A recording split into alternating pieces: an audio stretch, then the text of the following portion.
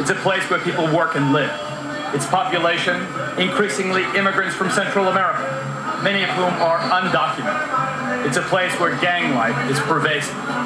Like I said, if you were in Beverly Hills or Brentwood, all you guys would have been known as a club or a fraternity or stuff like that because of the way you look. You're known as gang members. All the violence, they got to blame it on somebody. In a church basement, inside the Rampart Police District, a group of young people are fighting to change their lives. But they're just a gang with the law on their side.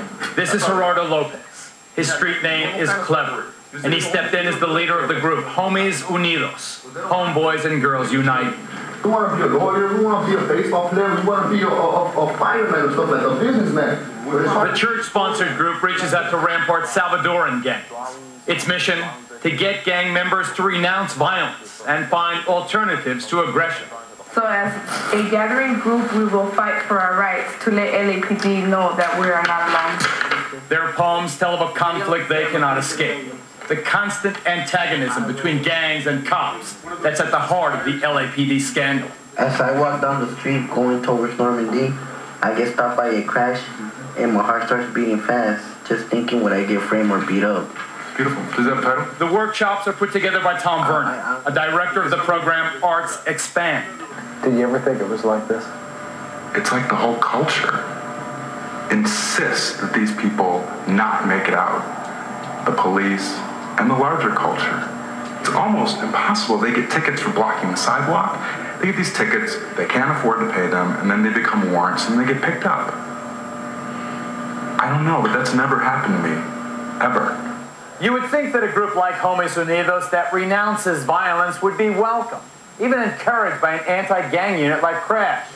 Instead, they allege they became the prime targets, subjected routinely to harassment, arrest, and abuse. How long have you been in here now? About six months now. What'd you do on your 15th birthday? Didn't do really much. Stayed locked up over here and they brought me a cake.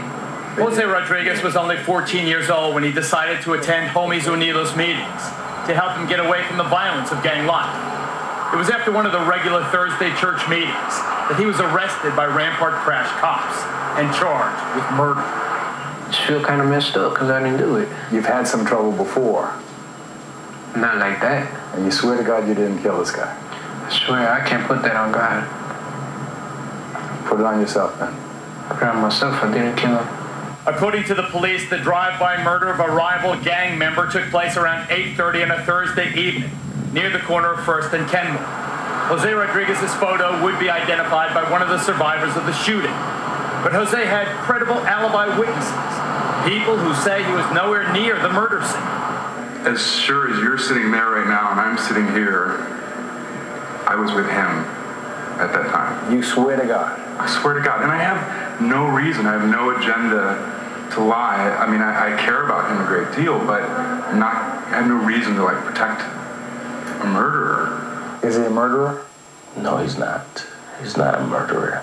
Alex Sanchez, another person caught up in the LAPD scandal, is founder of Homies Unidos in LA and a former gangbanger himself.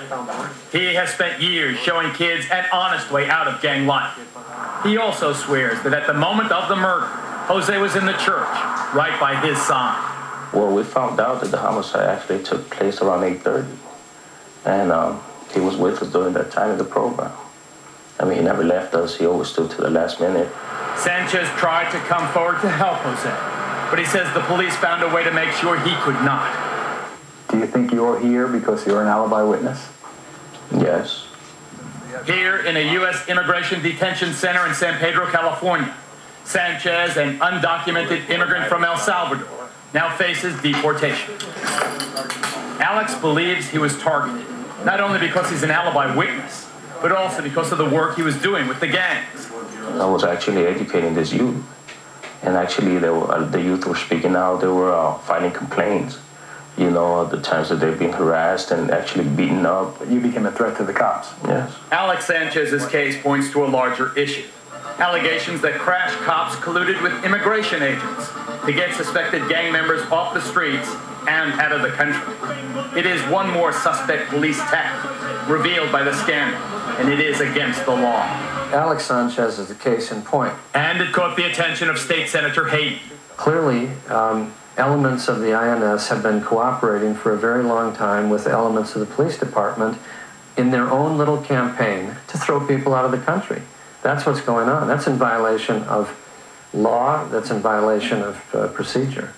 In fact, the City Council passed Special Ordinance 40 to stop police from taking immigration law into their own hands. Cops are not allowed to initiate an action based on someone's undocumented status. But that is exactly what his supporters say happened to Alex Sanchez. In Alex's case, I think it's that he stands for all that they deny. A reformed person, a rehabilitated person, a nonviolent person who can actually do things that the police have not been able to do. I believe if it wasn't for Alex Sanchez, I would have been in jail doing life, 25 to life. I would have probably been killed. You know, the citizens never believed all your stories about the cops. Exactly. Well, this story, this is something that hopefully this Rampart scandal, hopefully it starts opening people's eyes. Homies Unidos has now given solace to Jose Rodriguez's parents. Since his incarceration, they come to church meetings regularly, looking for support and justice for their son.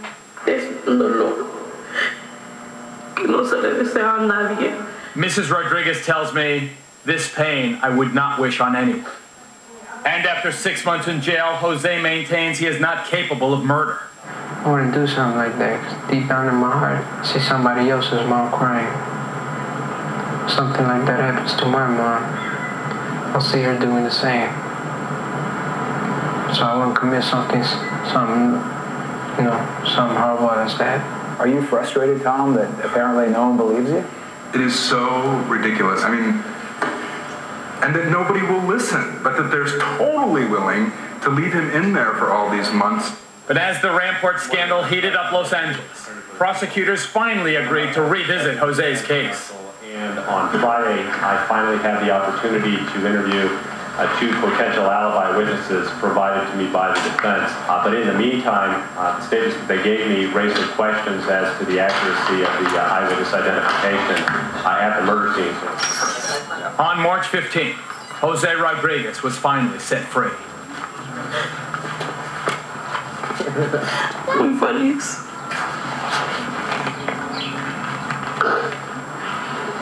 What seems clear is that the LAPD was wrong about Jose Rodriguez. But what is unclear is how badly his time behind bars, surrounded by hardcore criminals, have damaged a 15-year-old who is already on the edge. This is the celebration. While Homies Unidos celebrates Jose's freedom, they continue to fight for the release of their leader. Free! Free! Still, Alex Sanchez remains a prisoner. His next stop could be El Salvador. And because of his history of gang activity, that could be fatal. There's been 3 of these young men deported from Los Angeles and killed in El Salvador in the past year, all of them doing peace work. Do you think you'd be murdered if you go back to Salvador? Yes, I do. When Geraldo Rivera Reports continues,